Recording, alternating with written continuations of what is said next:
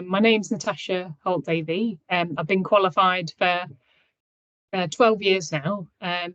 Worked in an array of different settings, but the one that's been kind of the most dominant one in my career is neuro.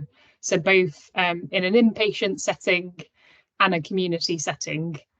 So that just gives you a bit of kind of background of where I came from originally before starting this role. So essentially, like with a lot of teams you see, particularly in the community, there are a lot of long waiting lists for patients to be seen. And basically, they were struggling to recruit a face-to-face therapist to try and help with the waiting lists. And also there was difficulties with staff sickness, and also because of COVID-19, obviously a lot of staff had to shield, so that also impacted on the waiting lists. So originally it was suggested to try and help with the waiting list to hire a locum. I got headhunted by an agency because of my neuro experience, and they said, basically, can you try doing this virtual working for a couple of months just to try and reduce the waiting list? So I said yes, and then basically it kind of snowballed from there. So what was originally just going to be a couple of months post, I essentially was gathering a lot of data. So I originally, every single patient that was on the OT waiting list, I basically re-triaged them. And there was a certain percentage of those patients that had complete spontaneous recovery, and they actually didn't need us anymore. There were other patients on there that I thought would be potential and have benefit from virtual therapy input. And then there was another percentage of patients where, due to various kind of complexities or other things going on, that they would be better staying on the waiting list for face-to-face staff members to see. So those were kind of the outcomes of kind of re-triaging at the beginning. And basically it kind of snowballed in the sense of I was gathering lots of data on patient outcomes, gathering data on the waiting lists and how it was being impacted on per week, and basically presented this information to my manager, and then we managed to create a business case, and I managed to get a 12-month contract with the team. And even during the 12 months, I carried on gathering all the data and all the statistics, and then presented another business case again and managed to create a permanent role for myself.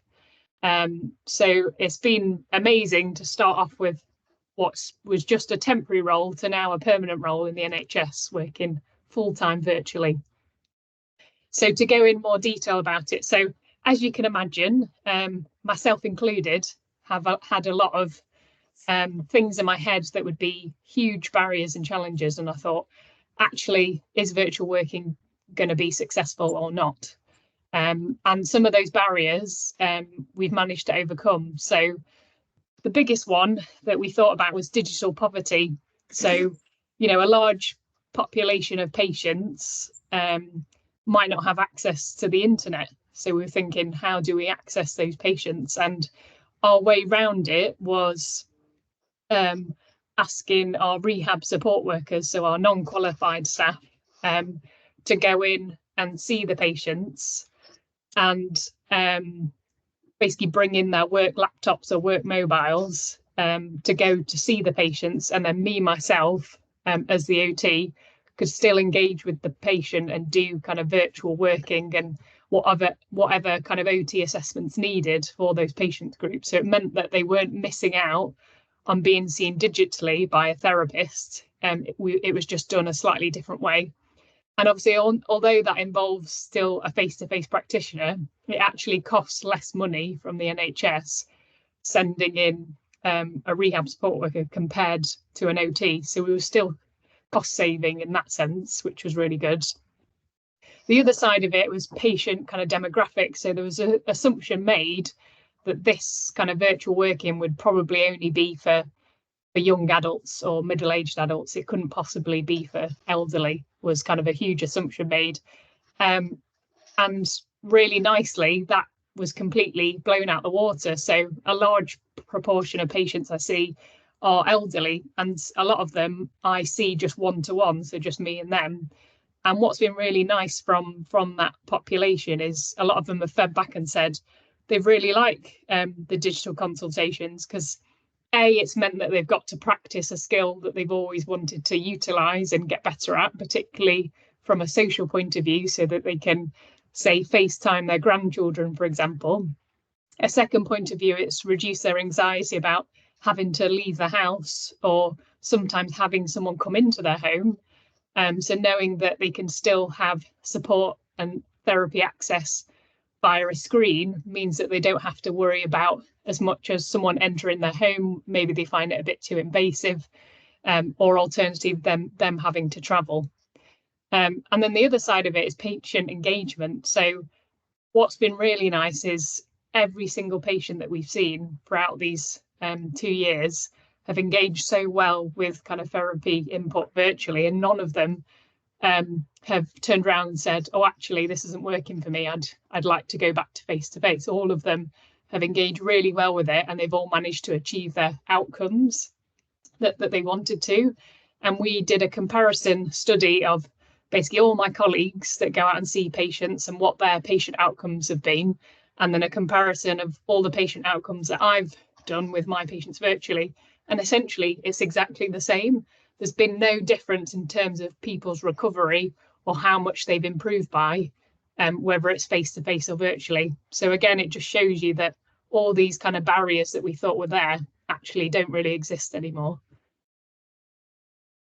So I've talked about some of the benefits, but I just wanted to kind of highlight them more in this slide. So one of the great things is obviously from an environmental point of view, and that's what this week's all about, is being greener, is I've managed to save so much, CO2 being emitted. So the equivalent of 810 kilograms, which for me, that didn't mean anything to me. So we managed to equate that to something that's a bit more realistic to understand. And we figured out that's the equivalent of driving from London to Edinburgh 6 times. So that's how much CO2 I managed to save in the first year of being in this post. And the equivalent in terms of expenses is basically under £4,000 that I've managed saved, the equivalent of what my colleague might be using who's going face-to-face and travelling long distances in the catchment area that we cover. So not only are we saving money, but we're also saving the environment. And what we've always said to patients is we've always given them a choice. So we've never said to them they have to do virtual therapy, but we've just highlighted them the benefits of it and the fact that a lot of them can be seen quicker by going through the virtual therapy route. But we've always said to people, it's not, a stuck pathway, like once you're on it, you can't get off. We always say to people at any point, if you feel that you want, a face-to-face practitioner instead, we can absolutely arrange that. But like I said, every patient that I've come across, they've never asked to be switched to a face-to-face therapist. They've always been happy with still having my input, because ultimately my advice and my assessments haven't changed. It's just the way it's risk assessed has changed. So when we do our risk assessments, if it's for people with more complex needs, we just think we need to get another additional person involved. So that could be the family member, it could be a carer, it could be a rehab support worker, or if it's a really complex patient, it could be another profession. So for example, it could be a physiotherapist that's at the patient's house, and then me as the OT is coming in to basically give my OT advice and expertise on whatever the situation is. So we basically managed to always find a solution around it that meant that we could still do virtual therapy and input for people. And what's been really nice about doing virtual therapy is we've managed to see a shift in patients' kind of self-management of their condition, because in a way the screen can create a positive barrier, because rather than the expectation of that patient thinking, I've got someone else to do this for me, because that person is, say, physically with them all the time, or physically suggesting to do tasks a certain way or do set exercises. Having that screen there, I'm just verbally telling them what the advice is and for what they can do to carry things out differently. And because of having that verbal prompting rather than physically being there, I felt like they've engaged really well in doing things outside of therapy sessions. So when it's come to like have a follow-up appointment with a patient, I found that they're doing way more exercises compared to when I've spoken to some of my colleagues that go out and see people face to face. So it's basically created this positive barrier of people taking more responsibility for their own health needs. So that's been really good. And what's nice about it is it's a really good training tool.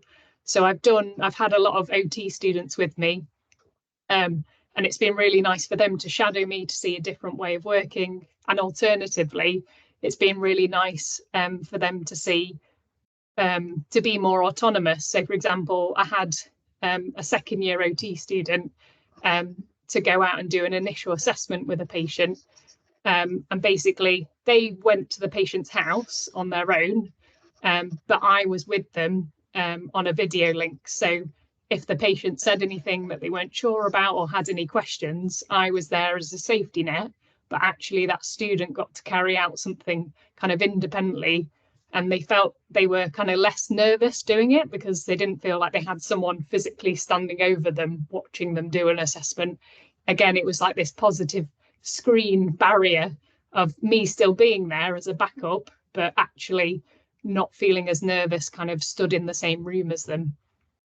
So it's been basically really good feedback. And what's been really nice about the trust is that we're a digital leader and we pride ourselves on trying to do the best in terms of digital transformations, and having this role and trying to accelerate it into other teams has been really nice and positive, especially to show, you know, all the benefits that it creates. And what's been nice as well about a lot of the guidelines for our team and the type of patients we've seen has changed as well to follow suit. So, for example, last year in April, the NICE guidelines for stroke have changed, and it specifically says in it for patients being able to access virtual therapy. So it's nice that it's now being recognised by these big institutions that actually it's a good way for patients to access help and support. So just to give you a snapshot of some of the statistics essentially and data I collected. So we decided to do an anonymous survey, couldn't get that word out then, for basically staff in our team to see basically what they thought about having a virtual therapist full-time in the team.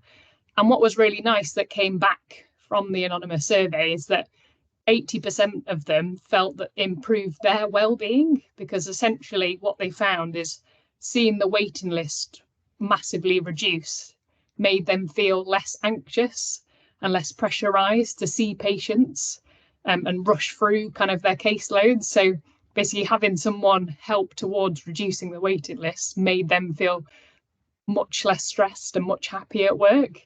So again, that was a really nice positive from the role that we didn't expect to see. And the bar chart on the right just basically highlights the three main kind of areas that we cover in our team and how much we managed to improve the waiting list by. So those percentages written at the top are how much it's improved by. So if you look at area 1, it's basically saying we managed to improve kind of 88.46% of people in that area. That's how much we improved it by reducing the number of patients. And the same with like people on the waiting list. For each individual area, we managed to improve significantly by. I tried to do a snapshot of more recent data just to give you a better feel of kind of what's gone on, because some of that data on the bar chart is from a year ago. So I wanted to give something that's a bit more recent. So I had a look in back in January earlier this year, and just to give you a better idea of kind of how much of things have improved by, is that back in February 2022, before I started, one of the longest patients waiting, this was purely for OT, not necessarily looking at other professions, was 64 weeks. Whereas now, kind of the longest that we get is about 14. So again, it just shows you how much we've managed to improve the waiting list by. And same with the amount of patients. So, you know, in some areas per locality, we had about 50 patients. So before I started, there was about 150 patients waiting for OT, whereas now across all three areas, we only have 26. So again, it just shows you how much this has impacted on the waiting list and how much of a difference it's made. And then to look at the outcomes as well. So again, the data that's in black is what kind of came out in the first couple of months of me doing the role. And then the data that's in green is kind of a year afterwards. And it basically just shows us each time it's improved. So again, these percentages are basically based on when I did an assessment with someone on the initial assessment and when I repeated that assessment on discharge and how much that patient has improved by. So as you can see, they're quite high numbers. So particularly with cognitive assessments, there was a 90% improvement of people that I did cognitive rehabilitation with. And the same with fatigue management. There was nearly 60% improvement of people that are supported with that. And the same with, so we use what's called the therapy outcome measures tool. So that's what TOMS means. And that looks at basically a person's whole function. And again, that shows an improvement of nearly 82%. And what was really nice as well, not just the patient outcome measures, but actually hearing from the patients directly, is we sent out friends and family tests after every single patient that I saw. And 100% of the patients that got back to us said that they found the virtual OT input was either good or very good. And they put strongly agree for all of those below statements at the bottom. So again, hearing that positive feedback just was really nice to confirm that all of this is worth it, because you know what I wanted to highlight in this presentation is we don't want to replace face-to-face therapy, because we 100% need face-to-face therapy, but what we want to say is virtual therapy can definitely work alongside face-to-face therapy. And I think the more clinicians that do hybrid working, where they do a combination of face-to-face and a combination of virtual, will make a massive difference to their patients in terms of waiting times, in terms of recovery, in terms of outcomes and feedback. This shows that it will create that positivity, and most importantly, especially highlighting from this week, it will make a big difference to our carbon footprint as well. So what's next in terms of the trust? So just to highlight that there's other teams working on creating like digital platforms. So for example, our Falls team are working on creating like a digital feedback, almost little app that someone can download and basically gives feedback after someone's done exercises, how well they might have done those exercises, or if they need to repeat the same one, or if they need to try different ones. And also it has an algorithm where the patient can say if they've had any recent falls, and then that then alerts the team, and they can decide from the information given if they need to see the patient straight away or if they need to change the treatment plan. So it's it's kind of a live feedback for patients to get that reassurance on what's going with their journey. There's also other therapists in the trust. So from the MSK department, they're also looking at digital apps to try and provide a similar feedback to patients. And what we're trying to do across the trust is create this hybrid working model that I mentioned before about a combination of face-to-face practice and virtual working. And also we hope that virtual working can be implemented with all our other community neuro teams, because I think the fact that we managed to do it so successfully in this team has bode well for trying to transfer that into other teams, because obviously everyone knows that neurology is a very complex area. So we've kind of said we've managed to come up with solutions and ideas to do virtual working in a complex area. So it means that we've created almost like a blueprint that we can hope to kind of share and follow with other teams to kind of pick up on and support.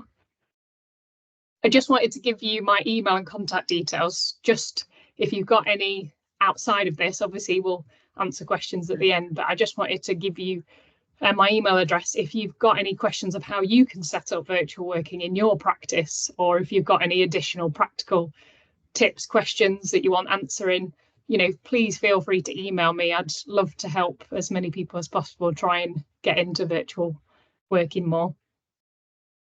And then this is just a highlight of kind of what's going on with the rest of the Greener AHP week as well. And I'll Thank you, Natasha. Thank you. Okay. Thank you. So any questions? I've got one question here. How do you identify suitable patients for virtual review, and how do you identify